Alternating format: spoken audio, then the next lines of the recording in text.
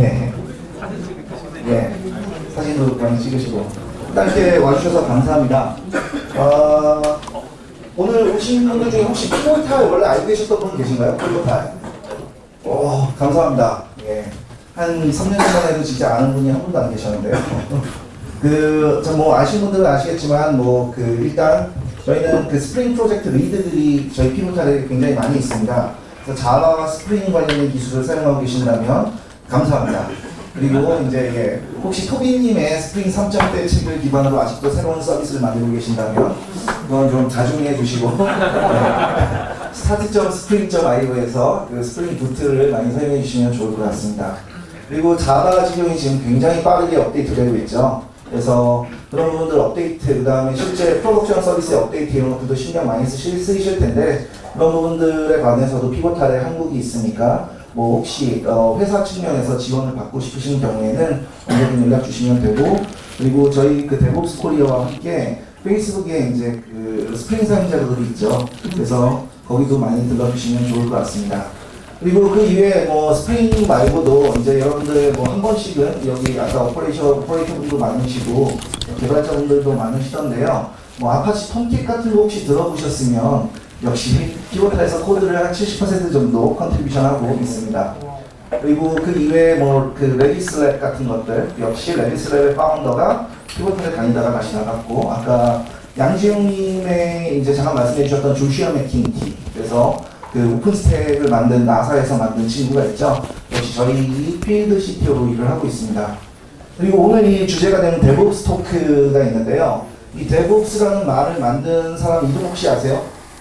저 타거스 가방 저도 이거 있는데 데브옵스라는 말 처음 한 사람 누굴까요? 아세요?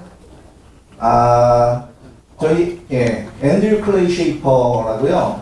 저희 매니저입니다. 그러니까 저와 같은 팀에서 일을 하고 있는데 이게 잘 모르세요 이게.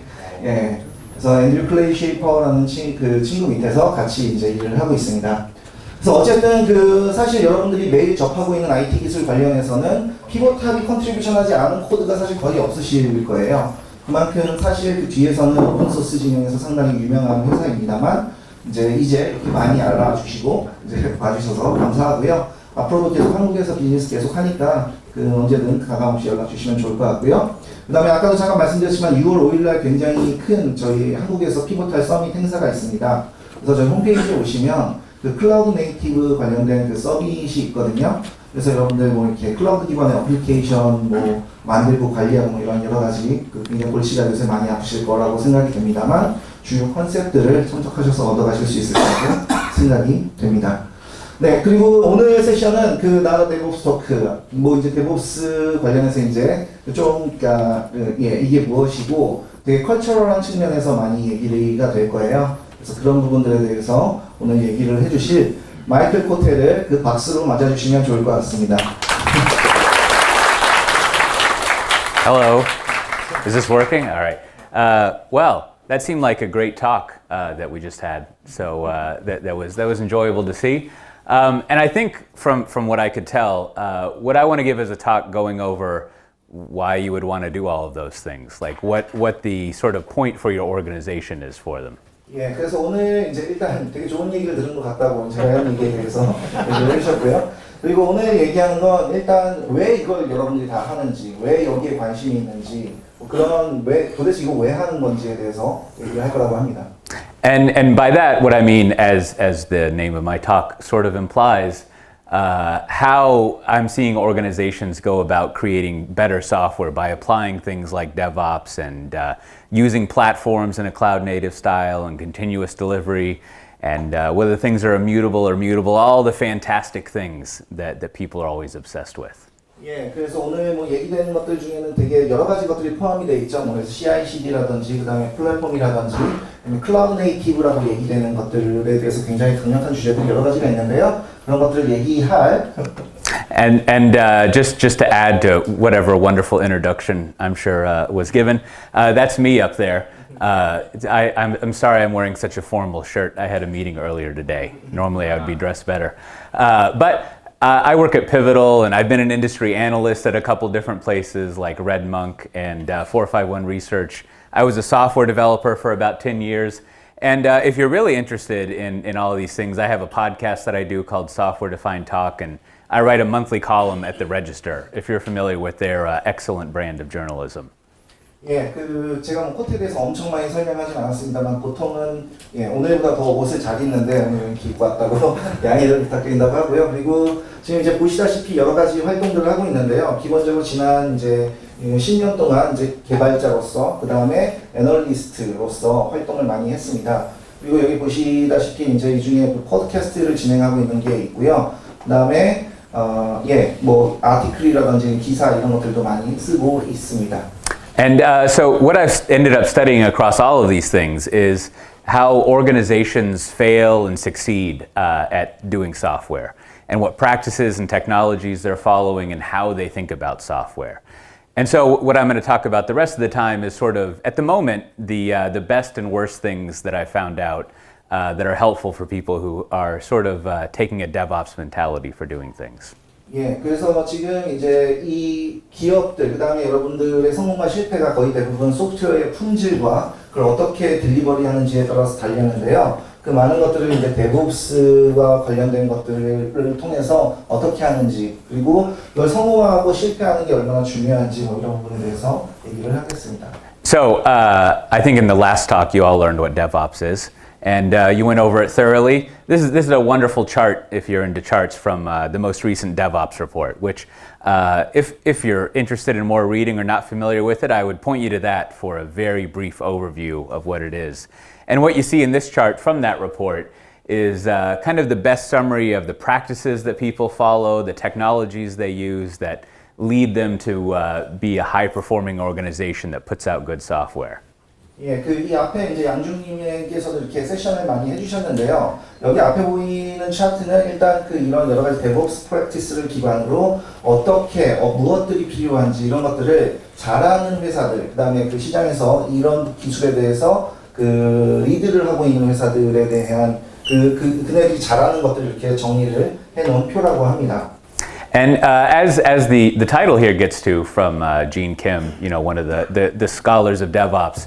What I've found over the past, I'll try to do math, like 5 or 6 years of DevOps being around is people get obsessed with the tools. They think initially about Puppet and Chef, and then a little bit of containers and continuous integration, and now they talk about Docker and Kubernetes. But what people end up needing to focus on, and what successful organizations focus on, is what they do with DevOps, what they do with the outcomes, as Gene here says, and a word that I use too much, but how it's helping improve their organization.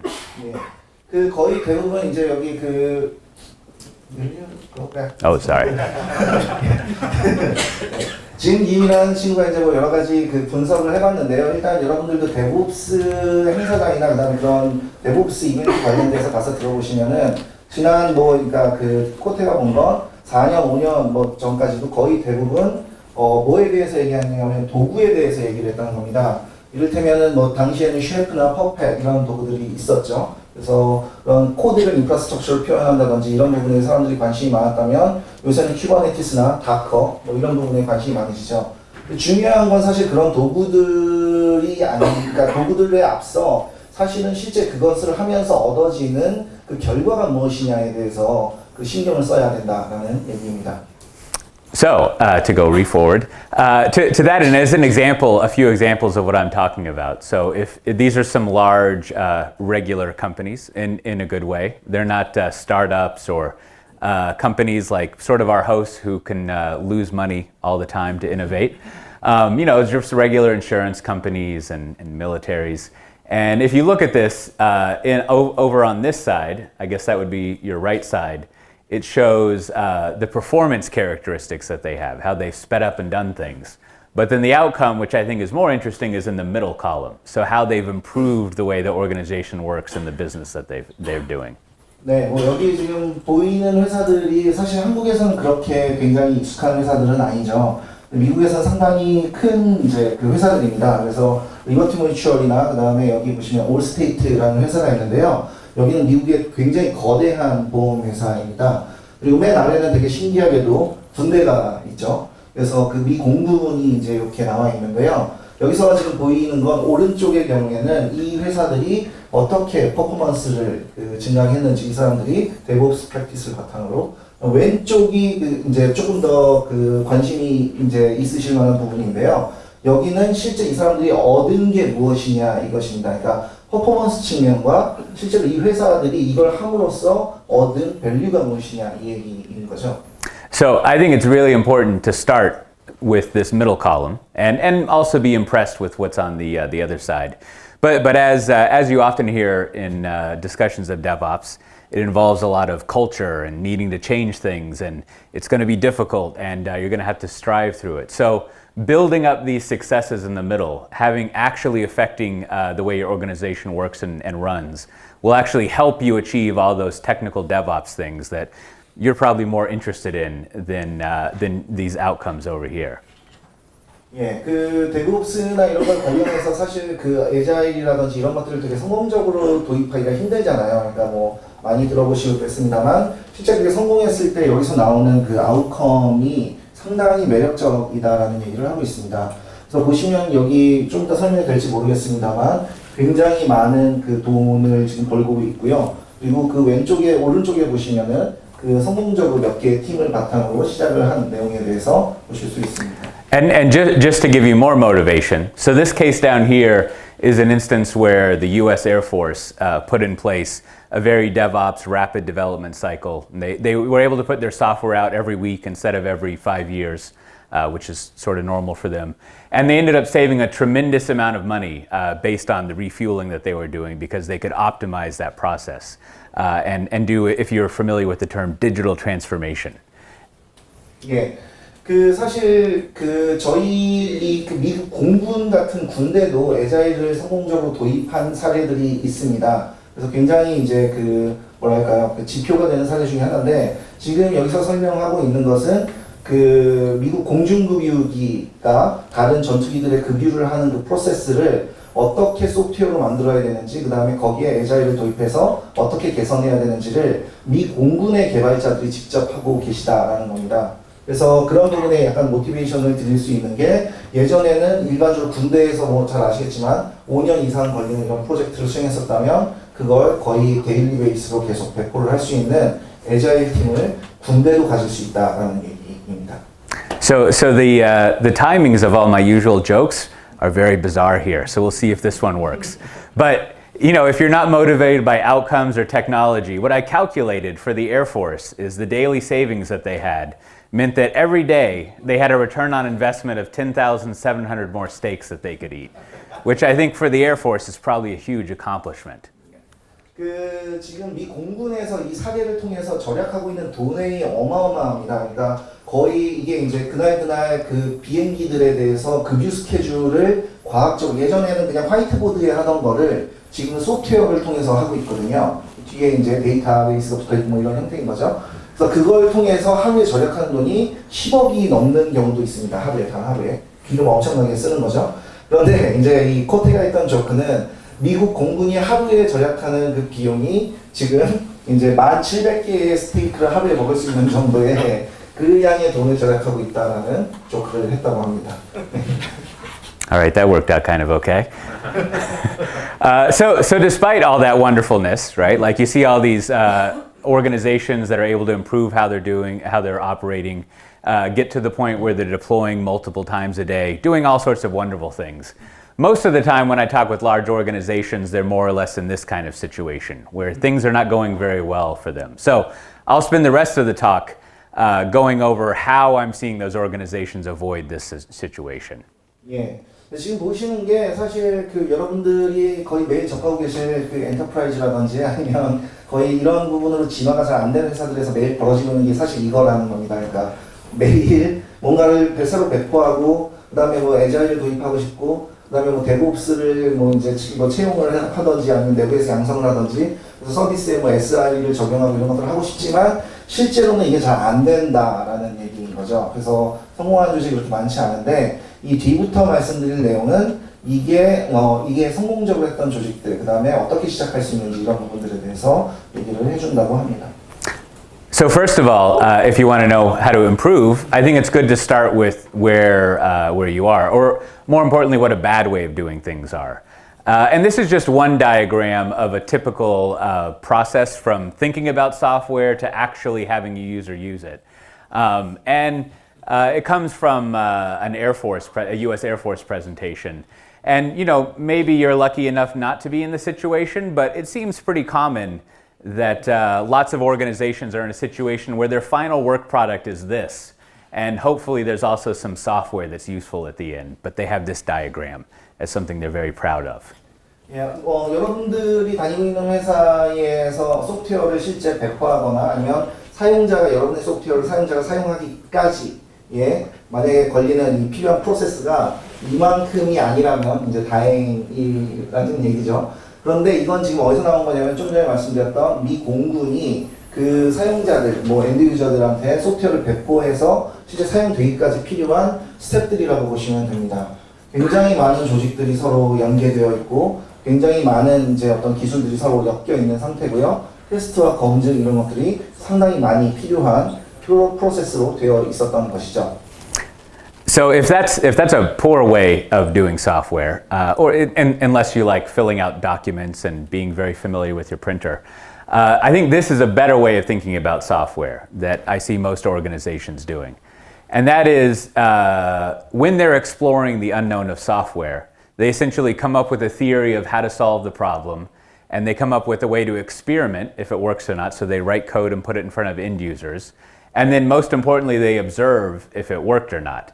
And then they go through the cycle over and over again until they solve the problem or come to a new problem to solve. 예, 그 소프트웨어 개발을 잘하는 회사들 같은 경우에는 이제 이런 방식으로 일을 보통 많이 한다는 겁니다. 결국 해결해야 되는 문제를 이제 작게 만들어서 작은 문제를 실제 해결할 수 있는 그 어떤 코드를 만들어서 실제 고객들한테 또는 그걸 노출을 해서 피드백을 받은 다음에 돌아갔는지, 그러니까 우리가 문제를 제대로 해결했는지 해결하지 않았는지를 살피고 이런 동작들을 계속 반복적으로 수행하는 게 굉장히 중요하다라는 얘기고요. So this as many people call it, small batch process. It seems ridiculously simple. Now, of course, back home in the States, like the scientific method, as we used to call it, is slowly falling out of favor. But let me give you an example of why it's important to go over such a simple thing and how it tends to apply to large software projects. 예, 이게 보시기에는 굉장히 너무 간단한 거 아니야라고 생각하실 수 있을 텐데요. 이런 것들을 보통 스몰 배치라고 얘기를 하는데 그 스몰 배치가 굉장히 중요한 이유 이런 것들에 대해서 그 말씀을 드린다고 합니다. So this is an example from everyone in the U.S.'s favorite agency, the Internal Revenue Service, or the IRS, the people who collect taxes. And this is an instance where they were writing some software to make it easier to figure out the delinquent taxes that you owed, which had previously been done through the phone, which is very costly, and they also would hang up on you 63% of the time. So they needed to solve the problem of availability and also having a much better way of servicing people looking up and paying their back taxes. 예, 그 지금 보고 계신 화면은 어디냐면 그 미국에서 IRS라고 불리는 데입니다. 그러니까 우리나라의 국세청, 홈택스 생각하시면 되는데요. 미국도 우리나라처럼 이제 어떤 그런 그 연말정산 시즌이 되면은 그 텍스 리펀드 관련해서 상당히 많은 문의를 받곤 합니다. 그런데 이제 예전에는 잘 아시겠지만 이런 그 텍스 관련된 서비스들이 전화로 처리가 많이 됐었어요. 그래서 콜을 받고 그 콜을 바탕으로 문제를 해결하고 이런 것들이 시간이 굉장히 오래 걸리고 잘 처리되지 않고 사용자 입장에서는 굉장히 불편한 인터페이스였던 것이죠. 그런 것들을 이렇게 개선을 했다라고 합니다. And so this is a good example of applying a small batch process, especially to software, because the first way that they thought to write this application, so you could look up your back taxes, was that they would display your complete financial history with the IRS. I mean, much like probably many people here, you think you have all of this information in logs and you want to present it all at once because it's fun to look at all of that stuff. 예, 지금 스몰 배치의 사례에 대해서 이제 설명을 할 텐데요. 이 왼쪽에 보시면 이게 이제 옛날 화면이죠. 그런데 여기 왼쪽 화면을 보시면 비포에 보면 모든 각각 지난 그 해에 내가 지금 어떤 일들이 있었는지 모든 히스토리를 한꺼번에 이제 보여주는 그런 인터페이스로 되어 있다고 하는 겁니다. And so when they put this in front of users, they found that most people couldn't figure out how much taxes they owed. So they would want to pick up the phone and not use the software, which totally ruined the whole reason they were doing the software and the business case. 예. 일단 이렇게 보고 나서 사람이 이걸 봤는데 이 텍스를 내야 되는 사람들이 이걸 바탕으로 내가 그래서 텍스를 얼만큼 환급받을 수 있는지 또는 더 내야 되는지에 대해서 아무런 정보를 얻을 수 없다는 것이었죠. 그러니까 실제로 이 소프트웨어가 해결해야 되는 문제를 해결하는 것이 아니라 이걸 봐도 모르니까 사람들이 IRS의 국세청에 계속 전화를 하게 되었다는 얘기입니다. And so normally it would take the IRS, I don't know, 1 to 2 to 10 years to put a software release out and do their software. But because they were following a small batch process, they could check this software every week. So they had a complete stack of software and they're following DevOps principles, and they could deploy new versions each week, which allowed them to study the best way to make the UI so that people would not want to use the phone to call and would actually use their software. 예, 그래서 이렇게 스몰 배치를 하기 전에는 거의 이제 많은 기업들처럼 5년에 한 번, 6년에 한 번 이렇게 업데이트를 했었는데요. 실제 DevOps 프랙티스라든지 이런 것들을 배우고 난 다음에는 이걸 거의 주 단위로 계속 배포를 하게 함으로써 실제 사용자들이 원하는 UI가 무엇인지를 계속 개선을 해나갈 수 있었다는 얘기를 하고 있습니다. And so it seems ridiculous when you get to the conclusion. But it turns out when you want to know how much money you owe the IRS, all you want to know is how much money you owe the IRS. So they ended up, after many releases and applying this kind of user-centric small batch mentality, to just showing this one field, which people instantly knew how much they needed to pay and didn't want to pick up the phone. 예. 그래서 이게 사실 결과적으로 보면 되게 우스울 수도 있습니다만 결국은 사람들이 원했던 걸, 그러니까 계속 이런 스몰 배치 아이터레이션을 계속 해보고 배포해보고 그랬더니 결국에 사람들이 그 전화를 해서 IRS에 전화를 해서 내가 얼마를 내야 돼요 또는 내가 얼마를 돌려받을 수 있어요를 안 하게 하는 인터페이스는 결국 그 비용을 그냥 딱 보여주면 끝나는 일이었다라고 얘기를 하고 있습니다. So I go over all of this material about everything's about the application and how you do better design. Because again, like if you're thinking of doing DevOps or containers or all these things, if you're not actually changing the application layer and improving the way that users interact with your software, then I don't know, it's sort of not worth very much. Then you're probably just interested in like lowering your VMware bill or something like that and not actually improving the way that your software is servicing your organization. 예, 그래서 이제 처음에 아까 잠깐 얘기가 됐던 건데요. 궁극적으로 여러분들이 도구나 이런 쿠버네티스나 다커 이런 것들을 되게 많이 지금 관심이 가지고 보고 계시겠습니다만 실제 소프트웨어 레이어에 대한 스택을 바꿀 수 있는 이런 방법, 스몰 배치와 같은 방법을 적용하지 않으면 실제 그 서비스에 그 새로운 가치를 부여하는 게 되게 어렵다는 얘기죠. 그러니까 실제 가치를 부여해야 의미가 있는 소프트웨어가 되는 것이지 도구나 이런 것들을 열심히 사용한다면 VMware나 아니면 AWS에 빌리는 죄송합니다. 빌리는 줄일 수는 있겠습니다만 네. 사실 소프트웨어의 가치를 더할 수 있는 아까 말씀드렸던 그런 여러 가지 DevOps적 방법들이 중요하다는 것이죠. So doing all of this is supported not only by a stack of software that's very DevOps oriented, hopefully some sort of platform as a service that we may or may not have to sell to you. But this entire stack of things supports this better way of doing software on top. And so now what I want to get into is how the various teams, the product teams work and what they look like to achieve this sort of software on top of that stack of all your DevOpsy stuff. 예. 그래서 이제 여러 가지 여러분들이 이렇게 지금 DevOps나 클라우드 관련해서 여러 가지 도구들을 살피고 계시겠죠. 저희는 클라우드 빙고 이런 얘기를 하는데요. 이 부분은 저스택, 저 부분 저스택은 이런 것들을 되게 많이 하고 계실 텐데 결국엔 이 모든 것들은 소프트웨어의 가치를 더하기 위한 작업이기 때문에 그걸 먼저 우선해서 생각을 해야 된다라는 얘기입니다. 그리고 그런 것들을 하기 위한 팀들이 어떻게 구성되는지에 대해서 얘기를 하겠다고 하네요. So the first thing that's good to point out, right? So you want to be more of a DevOps-oriented organization, improving the way that you do software, is that, well, I'm sure no one here has this problem, but if you look at most organizations, as the survey shows, most of them are not actually following most of the agile practices are out there. They might have a lot of certified Scrum Masters or all sorts of things like that. But it's really important to go to each of your teams and see if they're actually following the best practices for software, namely just general agile software practices. 예. 그래서 뭐 여러분 여기 앉아 계신 분들은 아마 이런 문제를 가지고 계신 조직이 없을 거라고 생각을 합니다만 거의 대부분 실제 그 에자일이라든지 이런 것들을 실행하고 있는 조직이 그 잘 없다는 것입니다. 그리고 실제 여쭤보면은 여기에 나와 있는 것들이 잘 되고 있는지 아마 되게 스스로도 되게 의문스러우신 경우들이 많이 있을 텐데요. 어쨌든 잘 안 돌아간다는 얘기죠. And so once you check in on that and just do this basic baseline of people being competent, then it's good to think about the formation of your team. What are the teams that are actually working on this software?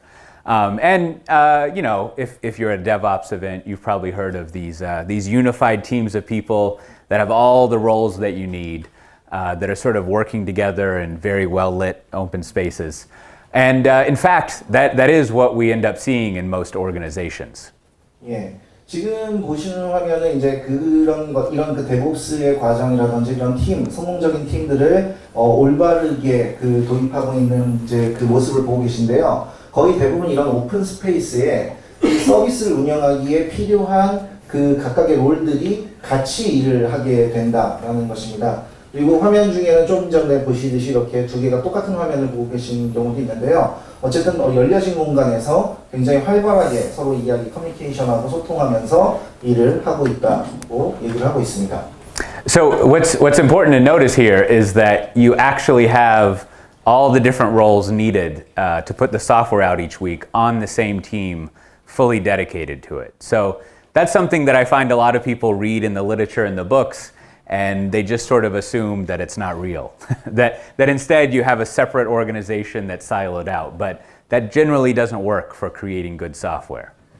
예, 뭐 사실 에자일이 잘 동작하지 않는 이유는 여기서 지금 얘기한 것처럼 저는 거의 대부분 에자일을 책으로 배우신 분들이 많아서 이게 잘 안 된다라고 생각을 하는데요. 이게 지금 보시면은 어떤 소프트웨어를 운영하고 유지하고 개발하기 위한 팀이 일단 있는 거고요. 그것에 데디케이트된, 그리고 보시면 그 데디케이트된 팀들의 필요한 롤들이 같이 다 함께 일을 하고 있다는 것이 사실 상당히 중요한 부분이다라는 것입니다. And so let's say you're doing weekly releases. Each week, this team, as you might imagine, at the beginning of the week, they get together and select the software that they'll work on. And they're guided by this product manager function. And then, you know, for the rest of the week, they actually spend, let's say, about 5 to 6 hours a day actually designing or writing code. And they're fully dedicated to the backlog, as we would call it, or the features that they have that week. And at the end of the week, they release the software to production and apply that small batch mentality of observing how it's used. And then you can imagine they start the process up the next week. 예. 지금 이제 얘기한 건 이런 팀들이 그 주 단위, 이게 사실 저희나 여기 보시면 폭스바겐이죠. 저희와 같이 일하는 이런 회사들이 주 단위 배치, 스몰 배치를 시행을 하고 있다는 겁니다. 그러니까 일주일 단위로 배포를 하고 있는데 그 배포를 하는 팀이 일을 하고 있는 그 모습을 살펴보면 그 월요일 날 어떤 일을 해야 되는지 이런 프로덕트 매니저들이 팀에 설명을 하고 이번 주에 어떤 아이터레이션이 돌아가고 이런 것들을 얘기를 하는 거죠. 그러면 그 주에 그 매일 하루에 한 6시간 동안 일을 하게 되는데 이때는 필요하면 디자이너가 뭐 그 프로덕트 매니저랑 같이 앉아서 일을 하기도 하고 그 다음에 그 필요한 개발자들, 디자인 이런 것들이 그날 처리가 돼서 이게 그 주에 배포할 것들은 그 주에 배포를 한다는 겁니다. 그래서 그게 매주 이렇게 반복이 되는 형태로 일을 하고 있다고 얘기를 하고 있습니다. And sort of again, you know, so many people that I talk with, they, I don't know, they don't think too highly of themselves. And they say, in my organization, we couldn't do this, right? Like, we're not advanced enough and we're not set up to do it. And so that's why, I mean, if you've noticed, the companies I try to use here, they're regular, normal companies that it's highly likely they're as messed up as you are.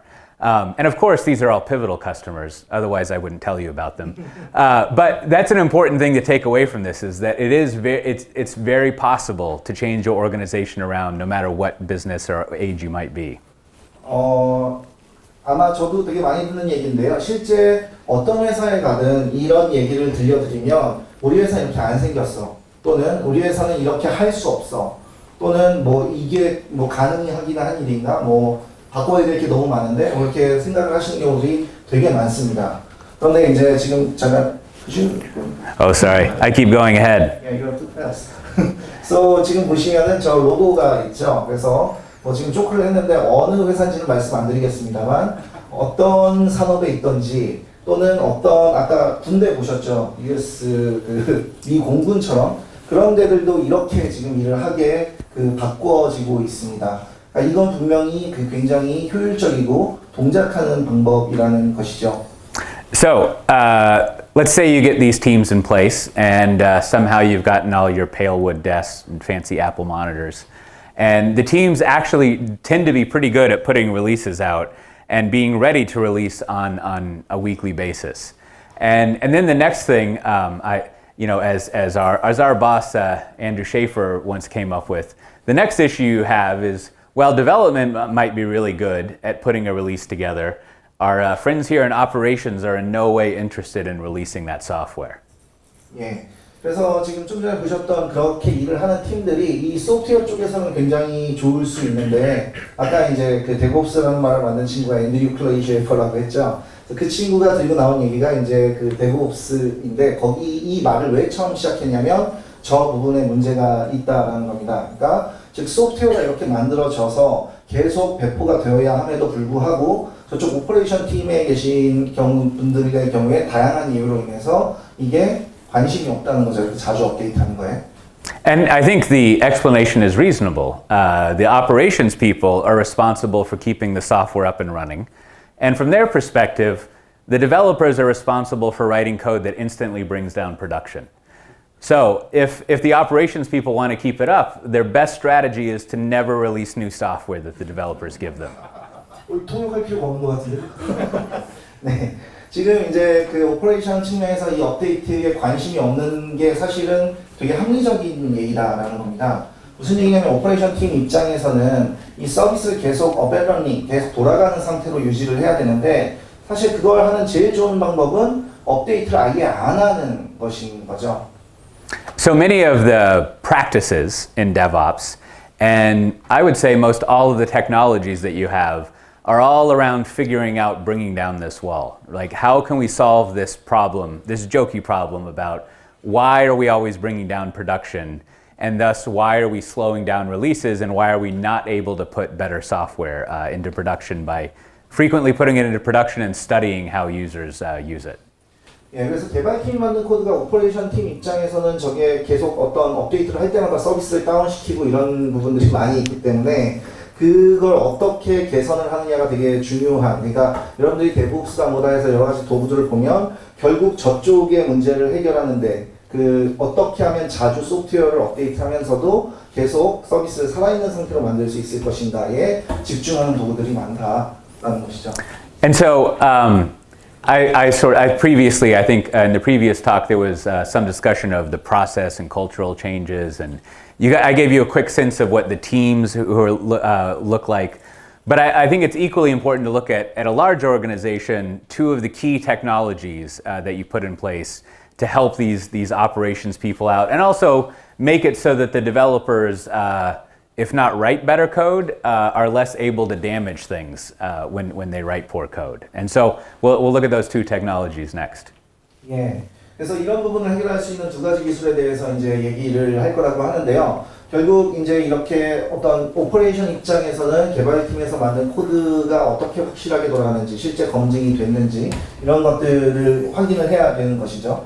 개발팀 입장에서는 이렇게 품질 좋은 소프트웨어를 계속 개선을 해서 계속 프로덕션에 배포를 해야 될 필요가 있는 것이고요. 그래서 이제부터는 그 두 가지 기술에 대해서 얘기를 해본다고 합니다. So the first thing to really detail it out is putting in place what I would call a build pipeline. And other people might say this is continuous integration and continuous deployment or CI/CD, but it's a lot easier to say build pipeline, and it sounds kind of cooler. Then you can just say pipeline. 예. 그래서 지금 얘기한 건 첫 번째 것은 빌드 파이프라인이라는 겁니다. 그러니까 파이프라인으로도 불릴 수 있는데요. 물론 이 부분을 어떤 회사나 어떤 뭐 다양한 기술 하시는 분들은 CI/CD라는 말을 앞에 붙이기도 하시죠. 그런데 일단 이 지금 보시는 게 굉장히 디테일하게 나와 있는 빌드 파이프라인이라는 겁니다. So the way to think about this, and it's sort of like related to the "Are you actually doing agile?" Survey, is if you were to write a line of code that say change the color of a button. What would it take for you to commit that code and within maybe a minute or two or less, have it actually show up in production automatically with no one touching it? And so figuring out if that's possible and everything you would need to put that in place is how you can start coming up with what you need your pipeline to look like. 예. 그래서 실제로 이제 살펴보면은 그 여기 아까 이제 양지웅님 잠깐 말씀해 주셨는데요. 그 어떤 배너에 1픽셀이 밀렸는데 그 1픽셀 밀린 걸 프로덕션에 그 바꾸잖아요. 디자이너가 바꾸고 그다음에 뭐 프론트엔드 팀이 바꿔서 커밋을 하면 결국 그게 프로덕션까지 가는데 얼마나 걸리는지 어떻게 하고 계시는지 이거를 좀 생각해 보실 필요가 있다는 겁니다. 그리고 거기에서 뭔가 굉장히 오래 걸리는 문제가 있다든지 또는 뭘 바꿨을 때 그게 프로덕션까지 가는데 뭔가 여러 가지 뭐 힘든 점이 있다든지 그렇다면 잘 뭐가 안 돌아가고 있는 것이겠죠. So it's sort of, I don't know if simple is the right word, but it's sort of simple to create that build that you have. Depending on how you're doing things, a container image with its configuration. But then the issue becomes, what do you deploy it to? What sort of, as we would say, platform not only can receive and run that application, but on the second day, like how can you have the right operational tools that you need, and also again upgrade the platform and put another release out, which brings us to the second technology that organizations are using. 그래서 여러분들이 그런 코드를 이제 shipping하는 데 있어서 실제 그러니까 프로덕션에 배포를 해서 고객들이 들어오게끔 하는 데까지의 과정에서 그러니까 뭐 어떤 기술을 사용하시던 게 컨테이너가 됐던 뭐 아니면 뭐 실제 서버 피지컬 서버를 사용하시던 어쨌든 저쪽에 그 계속 그 업데이트된 내용을 문제없이 계속 배포를 할 수 있고 그 배포가 된 걸 받아서 돌아가는 것뿐만이 아니라 그렇게 돌아가는 환경 자체도 업데이트가 될 수 있는 그러니까 어플리케이션을 바꿔서 보냈으면 거기서 그걸 받아서 제대로 돌려줄 수 있는 그런 플랫폼 환경이 필요하다라는 얘기를 하고 있네요. And so I keep using this word platform. And what organizations end up doing is they have a platform. And what's composed in this platform, well, is a lot of stuff. And if you look at this, it starts to get a bit overwhelming, and it looks like almost every single thing involved in running IT is up here. But that's the important part, thinking about I'm not only deploying to a cloud or to some sort of cluster or something, but all of these other functions are something I'm going to need to support that application in production and make sure that it runs well. And so oftentimes organizations are faced with needing all of this to operate correctly and run their application. 사실 이 앞에 보이는 내용이 되게 많죠. 그러니까 어마어마하게 질릴 정도로 많습니다. 근데 여기서 잘 보시면 어떤 건 오퍼레이션과 관련이 되어 있는 게 있고 어떤 건 이제 개발과 관련되어 있는 게 있는데 어쨌든 여러분들이 어떤 코드를 만들어서 프로덕션에 배포하려면 여기에 있는 것들이 아마 거의 다 필요할 거라는 얘기입니다. 그러니까 되게 일견 복잡해 보이지만 사실 여기 나와 있는 각각의 컴포넌트는 여러분들이 클라우드로 마이그레이션 하시건 아니면 그냥 일반적인 그 어떤 그 하드웨어 클러스터 위에서 이걸 그러니까 어플리케이션 배포해서 사용하시건 되게 중요한 건데요. 이 모든 것들을 아우르는 어떤 그 내용을 지금 플랫폼이다라고 얘기를 하고 있습니다. So as you can imagine, most organizations end up either accidentally building this, they just sort of end up with it after running their applications, or the more thrilling one, which I remember when I was in my 20s, and I love doing this, is they build out all of their own platform. And then that gets even worse when you have, let's say, 10 to 1,000 different teams, and each of those teams builds their own platform that's customized to their own way of doing things.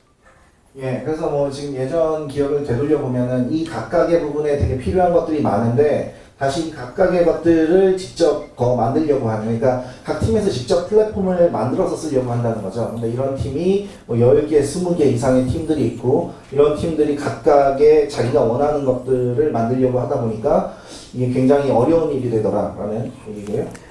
So instead of doing the obviously not smart thing of allowing all these different people to have their own platforms, what I increasingly see is organizations centralizing on a common platform and standardizing on that platform. This is an example from Scotiabank, a big Canadian bank with lots of global presences.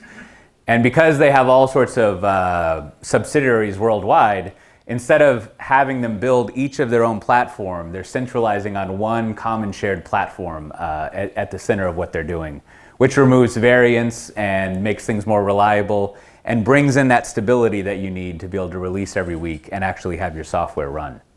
일단은 지금 보고 계신 사례는, 그러니까 한국에서도 이제 최근에 은행에 굉장히 큰 사건들이 많이 터지고 있죠. 근데 지금 보시면은 지금 그 캐나다에서 되게 큰 은행 중에 하나입니다. 근데 지금 좀 전에 말씀드렸던 것처럼 각각의 팀들이 각각의 자기가 DIY를 하던 뭐 아니면 뭐 어떤 사고에 인해서 자기가 원하지 않았지만 뭐 만들게 되던지 간에 되게 다양한 플랫폼들을 그렇게 각자의 팀에서 운용하는 대신 하나로 중앙 집중화해서 이 플랫폼을 그 각 필요한 팀들한테 제공하는 것이 굉장히 효율적이었다라는 얘기를 하고 있습니다. 그래서 예. So all of these things that I've been going over, again to re-emphasize it, are that it's great to learn how to use a DevOps tool and how to deploy things and configure them, but it's equally important not to lose sight of the idea that we're operating in a large organization and our goal is to deliver software that does something important and does it well. And then that also organization-wide, we should probably not be duplicating all of our efforts. And a lot of the problems that we'll have, that DevOps is trying to solve, will probably be addressed if we have more of a centralized platform in place. And then the developers will stop writing all those bugs. 지금 얘기하는 부분 중에 굉장히 핵심적인 게 뭐냐면 재사용성입니다. 그러니까 무슨 얘기냐면 이 굉장히 많은 팀들이 각각의 자기의 일을 이제 뭐 하게 되기도 하고 그렇잖아요. 이 각각의 팀들이 중복된 일을 계속 하게 만드는 게 아니라, 그러니까 예를 들어서 마이크로 서비스를 하는데 뭐 마이시퀄이 뭐 10개의 서비스에 필요하면 그 10개의 마이시퀄을 계속 관리 감독을 해야 되는 사람들이 계속 생겨나면 결국에는 되게 힘든 일이 되겠죠. 그러니까 똑같은 일을 서로 다르게 하는 일도 생길 거고, 그 다음에 그 이런 굉장히 비효율적인 문제들이 상당히 많이 발생하게 됩니다. 그런데 그렇게 하는 대신 굉장히 효율적인 재사용성을 가진 뭐 이런 플랫폼을 통해서 이 뭐 이제 필요한 도구들을 그때그때 그 자동화된 형태로 사용을 할 수 있게끔 팀들의 제공을 하는 것이 결국엔 재사용성이라는 핵심이고요. 그것을 제공하는 게 굉장히 중요하다고 얘기를 하고 있습니다. And then if you'll pardon some crass commercialism, you should buy our platform. It's great. When we've talked with other large organizations and they try to build their own platform, the estimates are that it takes an average of about 2 years to build out a platform, and they spend around $7 million just in staffing. And then, of course, the next year they have to keep working on it and continually update it and add things to it. So it starts to be a very onerous thing to own and operate. So you should buy our stuff. 예, 뭐 이제 피보트랑 회사니까요. 돈 벌어야 되는 회사니까 커머셜리즘이 여기 나온다고 얘기를 하고 있습니다. 이제 장사 약을 좀 팔아보면 그 되게 그 여러 가지 클라우드 플랫폼 위에 인프라스트럭처 위에서 구글 있고요. 그 다음에 이 위에 이제 그 보쉬라는 게 사실 구글의 보그라고 그 불리는 배포 도구가 있습니다. 구글에서 사용하는 거기에 쉘을 붙인 게 이제 보쉬인데요. 그걸 통해서 그 여러 가지 플랫폼 도구들을 여러 가지 인프라스트럭처, 뭐 AWS나 구글 이런 데서 사용을 할 수 있는 플랫폼 도구가 있습니다. 이런 것들이 이제 아까 말씀드렸던 서비스의 재사용성이라든지 아니면 어플리케이션을 배포할 때 받아서 계속 운영을 해주고 오케스트레이션을 하고 다시 새로운 업데이트가 들어왔을 때 뭐 제로 다운타임 업데이트가 가능하다든지 빌드 파이프라인을 구현한다든지 이런 것들이 가능하니까요. 저 이거 사세요라고 얘기를 했습니다. So I'll just tell you one last thing and then wrap up. And that is, once you've made the right choice and you're going to use Pivotal Cloud Foundry, the logical question is, how do I get started? What do I do first and second? And we were just talking with someone about this earlier today. And there's a somewhat counterintuitive way that I see organizations being successful with getting started on whether you want to think about it as doing DevOps or improving their software. That I'll go over here. 예, 결국에는 이제 올바른 선택이라는 것이죠. 그게 이제 뭐 클라우드 파운더리를 지금 얘기를 했습니다만, 클라우드 파운더리 이외에도 여러분들이 생각하신 여러 가지 플랫폼들이 있을 텐데요. 여기 나오는 되게 중요한 내용 중에 하나는 뭐냐면, 그렇게 만들어진 플랫폼 위에 여러분들의 어플리케이션이 지속적으로 올라가고 배포되어야 된다는 겁니다. 그게 뭘로 되어 있든지 간에. 그렇게 되지 않으면 사실 지금 하고 있는 게 아무런 의미가 없겠죠.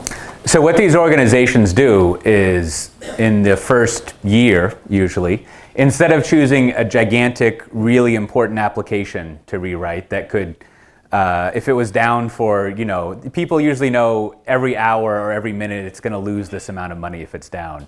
Instead of finding one of those applications, they find a series of small applications that they start working on. 예, 그래서 성공적인 조직들이 이런 그 플랫폼 위에 계속 이제 어플리케이션을 올리는 게 되게 중요한데요.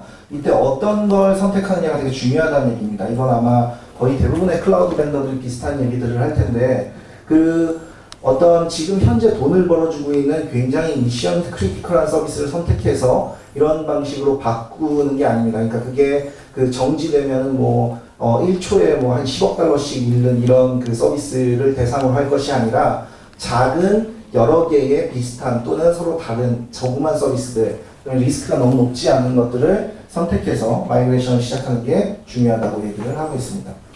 And then finally, the way they select these applications are they're small applications and therefore low risk of failing. And they also, when they fail, which they will because you're learning how to do something, they won't cause a lot of damage. But then also it's important that these applications are actually real and have some sort of business value to them, whether they generate revenue or they help run the company. So you don't want it just to be like a conference room scheduling application. 예. 그래서 이런 어플리케이션을 선택하는데 또 하나 중요한 측면 중에 하나는 그러니까 작으면서 리스크가 낮은 거를 선택하는 것도 중요한데요. 회사에 도움이 되는 어플리케이션을 선택하는 것도 선택을 해야 된다는 겁니다. 그러니까 무슨 이런 컨퍼런스룸 스케줄링하는 어플리케이션은 누구에게도 돈이 잘 안 되는 그런 어플리케이션이겠죠. 그런 것 말고 돈 되는 어플리케이션 중에 리스크가 되게 높지 않은 걸 선택을 해야 된다는 얘기고요. So that's the way to get started, is systematically figure out these small applications you can work on as you learn the new process and learn the platform, and also build up successes that you can then take to the larger organization to ask for more budget and more people to help you and expand what you're doing. 그래서 이런 작은 도움이 되는 어플리케이션을 만들어서 계속 이렇게 플랫폼, 아까 어떤 것들을 선택하시던지 간에 배포를 하게 되면 그 어플리케이션이 사실 실패하게 되어도 리스크가 작기 때문에 그렇게 큰 비용적인 리스크가 발생하지는 않습니다만, 중요한 건 거기를 통해서 뭔가를 배운다는 거죠. 그러니까 이게 조그맣게 빨리 옮겨보고 이렇게 돌리면 안 돌아가는구나 라든지, 예를 들어서 이렇게 마이그레이션 하면 오토 스케일링이 안 된다든지 이런 여러 가지 어떤 배움들이 있겠죠. 이 배움의 사이클을 빨리 할 수 있는 것이 이제 중요하고요. 그리고 그런 배움과 학습을 통해서 성공하는 어플리케이션들이 조그맣게, 그래서 회사의 비용 창출을 하기 시작하면 그 어플리케이션에 대한 스폰서십을 받기가 굉장히 좋다는 것입니다. All right, well, that's what I can fit into this time. And if you want to read more things that I skipped over, including how this relates to compliance and what managers should do, we have this free book. You have to give us your email address for it, but you can just use a fake one. This is about 50 pages of detailing a lot of what I talked about and many more things that I've seen large organizations do when they're trying to transform how they do their software and improve it and get to a very DevOpsy way of operating. 예, 그래서 지금 여기 보시는 게 이제 무료로 배포되는 PDF 책입니다. 그래서 여기 아래 kotel.io에/cloud2에 들어가시면 이제 여기 보실 수 있고요. 그 다음에 이제 지금 얘기한 거 이거 이제 다운로드 받으시려면 이메일 주소라든지 이런 거 넣어야 되거든요. 그거 가짜로 넣으셔도 별 문제가 없다고 얘기를 하고 있습니다. 뒤에 마케팅 팀이 들으면 화를 내겠지만. 네, 그래서 이거 넣으시면 다운로드 받을 수 있는데, 오늘 코테가 이제 굉장히 많은 것들을 빌드 파이프라인, 아까 슬라이드에서도 보시면 되게 디테일한 여러 단계들이 있는데요. 빌드 파이프라인이나 아니면 어떤 어플리케이션에 대한 재사용성, 그다음에 서비스에 대한 재사용성, 그다음에 DevOps를 통해서 이 재사용성을 여러 팀들에 공급해서 결국엔 각각의 서비스를 운영하는 팀들이 조금 더 그 API 기반 계약을 통해서 ITIL 티켓이 아니라 럭키를 할 수 있게끔 제공을 해드릴 수 있는 다양한 내용들이 이 PDF 문서에 추가적으로 들어있다고 합니다. 그러니까 추가적으로 관심 있으시면 이제 확인해 주시면 좋을 것 같습니다. All right. Well, thanks for having me. Hopefully, that was fun to hear the presentation twice. I'm even though it's late, I'm happy to answer stick around and answer questions, or for anyone who wants to stay. But yeah, it was a pleasure talking with y'all. And if you want to get the slides for this, if you go to my Twitter account, I understand most people don't use that. But if you my Twitter handle is COTE or Cote, and I just posted a link to this, or it's easy enough to find it. So, 네, 제가 이제 중간에 이게 번역하면서 아마 영문을 원어로 다 들으신 분들은 제가 좀 누락한 것도 있고 아마 이런 것들 좀 있었던 거 아실 텐데요. 아마 전체적인 맥락에 있어서는 뭐 이제 내용이 이제 뭐 전달이 된 것 같다고 생각을 해보겠습니다.